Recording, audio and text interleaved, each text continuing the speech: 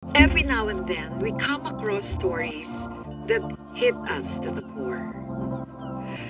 Minsan, napapaisip ka at napapatanong, hanggang saan ka ba magbibigay ng kabutihan? Here to help us answer that question are Mr. and Mrs. Maguad, Lovella and Cruz.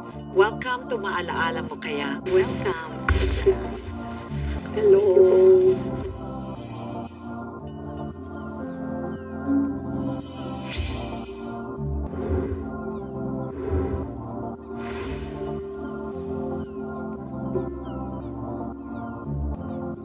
Lovella and Cruz, maraming salamat sa tiwala at tatag na ibahagi ang inyong kwento sa mga manonood ng Maalaala Mo Kaya, no?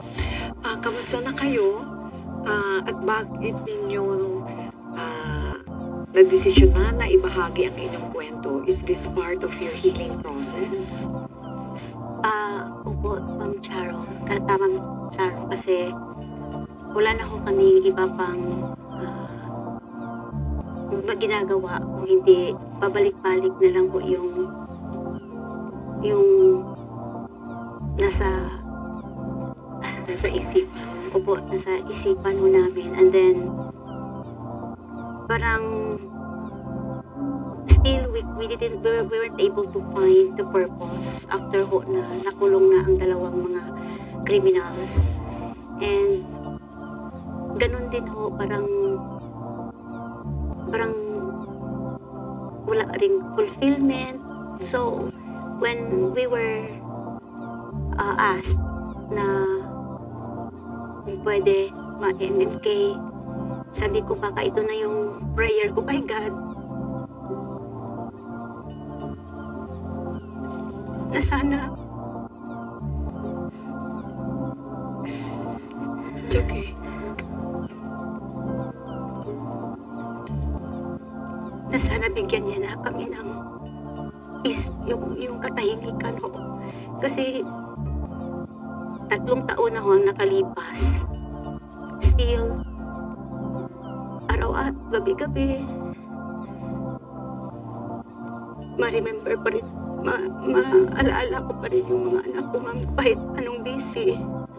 Every time na, kahit nandun ka sa work, may mga pagkakataon ko talaga na maisip ko sila. And so sabi ko, ano ba talaga ang gusto mong gawin namin, Lord? Sabi ko, to put an end. Because, well, as expected, gusto rin horo namin na mag-move on na. Kasi we wanted to have that acceptance na wala na ako sila. But sa kung kailan, hindi po namin alam ang Charo. Ikaw naman, Cruz, anong maibabahagi mo? Anong nararamdaman mo ngayon? At pareho ba ni Lovella na itong pagbabahagi ng kwento na nangyari sa inyong pamilya ay maging bahagi ng inyong paghilom? Sa totoo lang po, Ma'am Charo, marami pong nagtatanong bakit daw po kami pumayag na i-ere po ito aming story po na nangyari sa aming mga anak, na hindi po ba sabi nila baka po mahalungkat muli kung ano man yung gaano kasakit yung mga karanasan namin na gaano kahirap noon. Yes, totoo po. Kahit pa man po wala po itong MMK, still andyan pa rin po eh. Mahigit 3 taon na pong lumipas, andyan pa rin eh. Ang bigat. But then nagpapasalamat din kami na dumating ito. Baka sakali makabigay po ito ng opportunity sa kung ano pong pinaglalaban namin. Until now, kahit na po nakulong na yun po, yung dalawang yun, kahit pa masabihin na masama, nababanggitin ko na kriminal is yun. Wala, ano pong ano pa pong magandang term para sa kanila? Eh, pagpumali na lang po kung yun ang mababanggit po para sa kanila. Yes. Pinaglalaban pa rin po namin yung kulang pa rin po yung hustisya na nakamit po namin. Dahil sa, di ba, sabi nila kapag ang tao'y nakagawa at nahatulan sa krimen kanyang ginawa, tinatawag po natin na person deprived of liberty. Di po ba? Bakit? May alam kami ngayon eh. Kung yun man ay hindi totoo, sana po hindi totoo. Kasi malaya pa rin po sila nakakagamit ng cellphone eh, sa loob ng piitan. At ang sabi pa po, pumanin po kung hindi man ito totoo, sa degree po ng crime na ginawa nila, dapat po sana ang inaasahan namin ay nasa maximum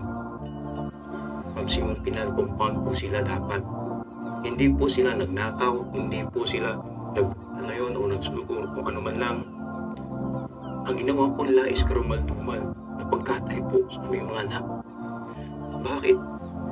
Ganun ba talaga ang batas? Hindi ko po alam. Hindi ko maintindihan talaga ang batas, mami. Isa degree po ng mga kriminal na ito na ginawa, nagawa pa po na kung sino man po yung nasa kinaukulan, nandiyan ngayon sa kung saan man po silang piitan ngayon, ay dapat po sana nasa maximum po sila. Sa ngayon po, ang pagkakalam namin ay nandun lang po sila, inilagay lang po sila doon sa minimum compound lang po. Which in fact, yung minimum compound, ang pagkakaunawa po noon is yung mga minor crimes lang po ang nandun. Or yung mga nakapiit na magkakaroon na siguro ng parole or magkakaroon na ng yung tawag doon, yung malapit na po, maglaya. So, siguro yun lang ang nandun. Bakit itong mga gumawa ng karumal-dumal na pagkatay sa aming mga anak nandun lang po. Doon lang po sila. So, ang nais po namin sana is ipataw po sana, ibigay po sa kanila kung ano po ang karapat-dapat nakaparusahan. Another thing po, ma'am, isa ho sa mga rason kung bakit po kami pumayag na may pa-MNK po yung storya namin kasi po gusto rin ho namin na may paabot ang mensahe sa lahat po ng mga magulang na dapat po natin talaga palakihin ng maayos ang ating mga anak. Kasi po, naniniwala ho kami na malaki ho ang papel ng mga magulang sa kung ano man ang ginagawa ng mga anak. At sa kung anong po man paraan na pwede hong magamit ang aming istorya na hindi na ho mauulit sa ibang pamilya ang nangyari po sa amin. Maraming salamat na napakaganda ng hangarin ninyo ngayon sa usapin ng mga minors na nagko-commit ng mga horrible crimes. Talaga iba-ibang opinion, naiintindihan ko kung saan kayo nanggagaling. Meron tayong mga batas na sinusunod at siguro sa pamamagitan ng programa natin ay mabuksan ulit ang usapin kung ano ba talaga ang tamang approach sa pag-handle ng mga minors who commit violent crimes. May proseso rin po yan. Sinasabi nyo nga, hinahanap ninyo ang purpose or ang meaning sa lahat ng nangyari sa inyong mga anak, sa nangyari sa inyong pamilya. I'm sure one day darating yung kasagutan na yun, And above all po, Ma'am Charo, gusto po namin ipahatid kina Ate Gwen at Boy Boy kung ano namin sila kamahal at gaano po namin pinapagalagahan ang buhay nila. Of course. Pro-life din po kami, Ma'am Charo. Yes. Ay din po namin na na mangyari din po yun sa mga gumawa sa kanila. Ayaw po namin. Ang amin lang po is ipataw po sa kanila ang karapat-dapat. Tama naman po yan. So, Naidaan pa rin sa tamang kasi proseso. naniwala din po kami na the only way na lang po, inangan ko ng paraan na magkita kami muli is hindi po ako maging kriminal, huwag po ako makasala. Yan lang po eh. Hanggang kailan na yun. Yun na lang po pinakahawakan ko eh. Madalat yung panahon, magkikita po kami ulit. Nakakapala.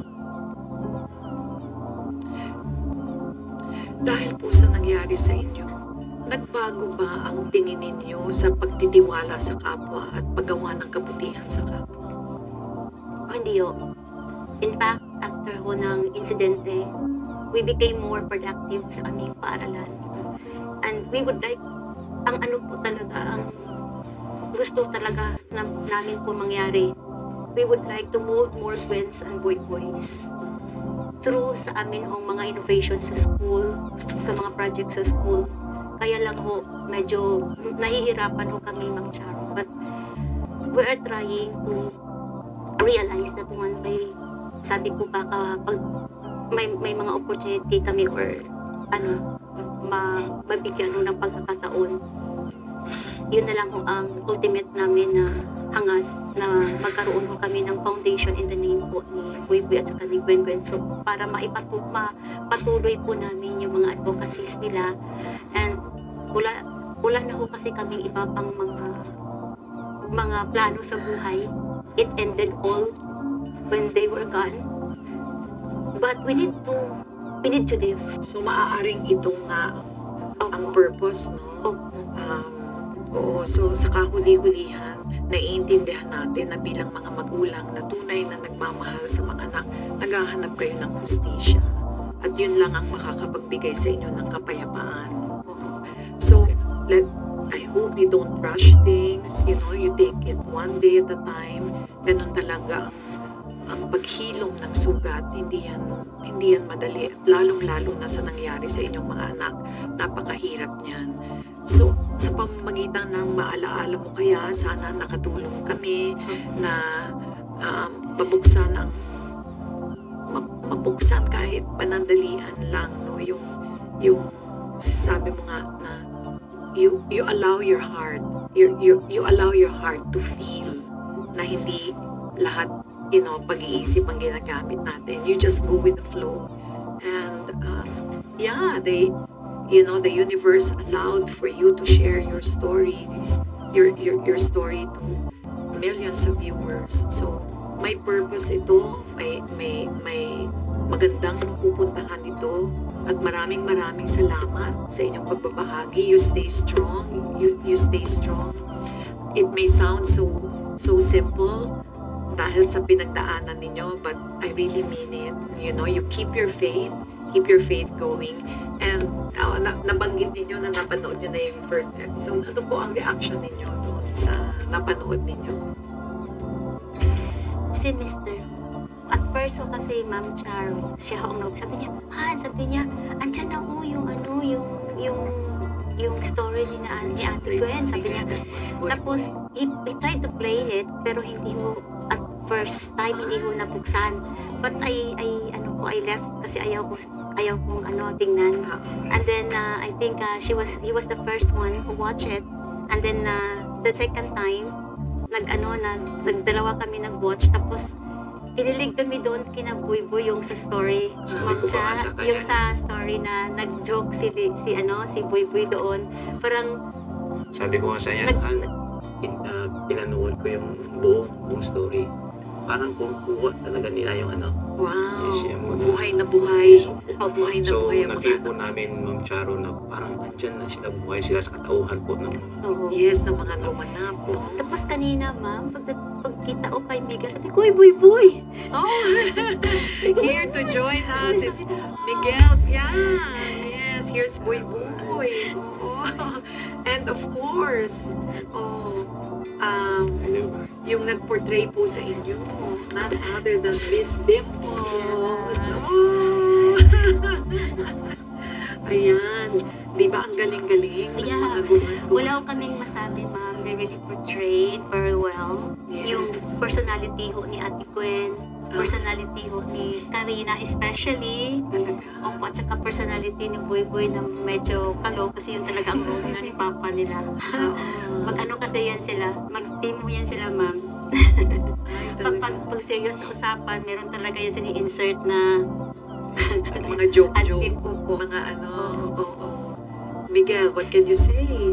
Sobrang yung respect ko po sa kanila and yung hanga ko po sa kanila na sobrang lakas po nila. Matatag. Yes No? po, Matatag sobrang. sila. Eh, paano naman nagampanan ni Miss Dimples si Lovella?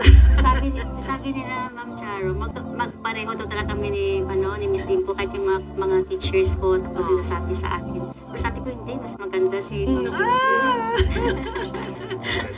Ma'am Maalindog mo. Ano? Opo. Oo. Parang sobrang blessed na nakilala ko sila. Oo. Yes. Nagampanan ko. Sa akin po ang karangalan. Oo. How did you find her character?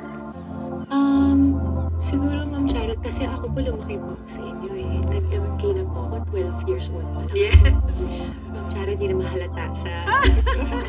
Kahit banggitin ko pa yung edad ko. Age is just a number. That's true po. Lalong-lalo na po sa inyo. Pero ako kasi, nag-40 na ako last year, Ma'am Lovella.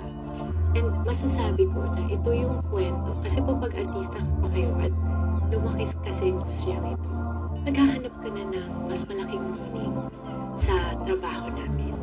At kaya ko po nasabi na isang malaking karangalan ko ang ma-play ang Lovella sa kwentong ito. Dahil nanay din po ako.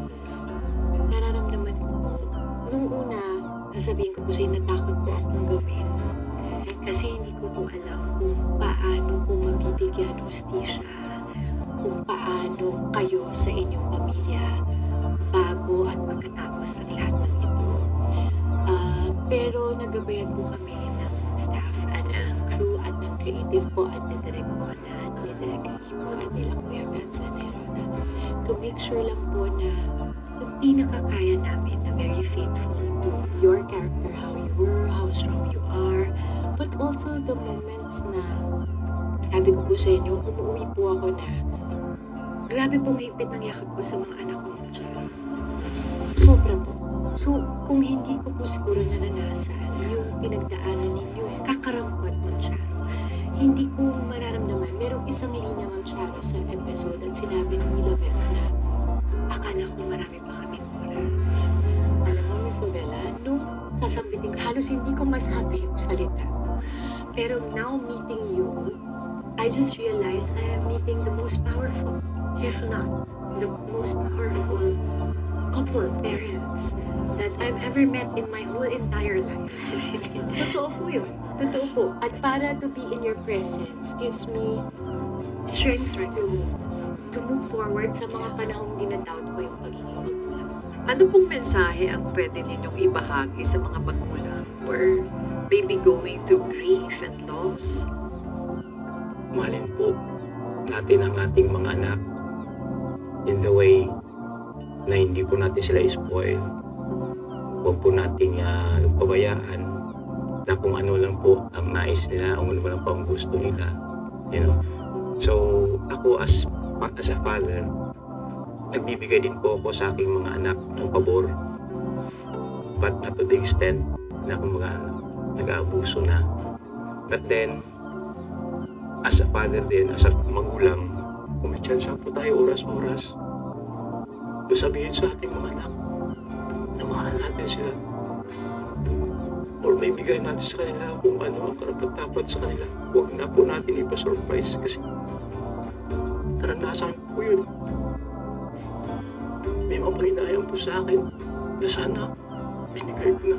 Sana nasabi ko na. Kung nangyari, sabi ko, hindi ko na naparamdam sa kanila. Wala pa. Maparamdam sa kanila. Napakalaga po na kung maaari, bawat minuto, yakapin po natin yung ating anak. bawat minuto, pangaralan po natin sila ng maayos. Kayo naman po, Mami Lovella. Well, kasi kami, iba-iba yung role namin sa bahay. Ako yung disciplinarian. So, kailangan mo kasi bilang mga magulang, we need to discipline our child. And that discipline is a way of love. Yes. You have to And- set boundaries, no? Opo. Yun ang sinasabi nila. And we set actually rules. At napakagandang rules namin sa bahay. While you are under our roof, you have to follow the rules. But, stricto po ako na nanay, disciplinarian. Pero extreme naman ho. Masyado naman ho kaming, akong very loving, very supportive. So, dapat tayo mga magulang marunong tayong tumimpla Yes. para magkaroon ho ng magpaka-provide ho tayo ng isang magandang environment sa ating mga anak. Maraming salamat po at patuloy namin kayong ipagdarasal na patuloy ang paghilom ng inyong sugat. Please be kind to yourselves. You give yourself time. You know, ganun talaga ang healing is a process. No? At napakahirap mawala ng mga mahal sa buhay, lalong-lalo na ang mga magulang na mawala ng buhay. So,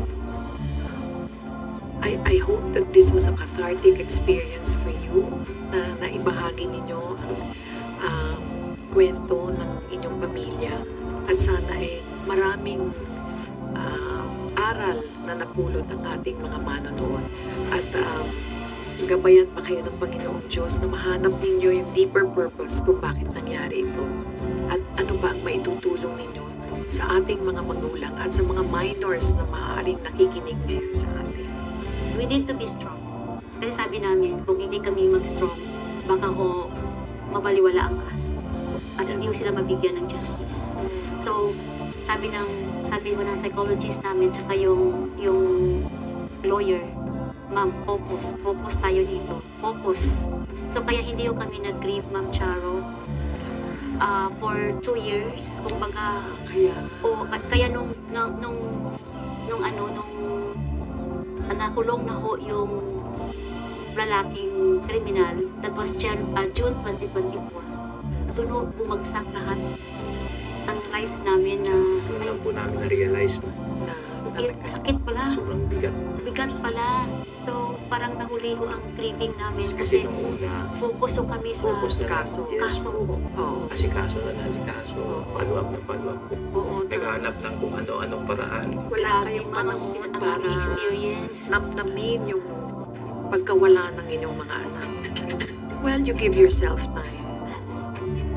I hope this is the start of your healing process. So, thank you very much. Maraming salamat po and God bless you.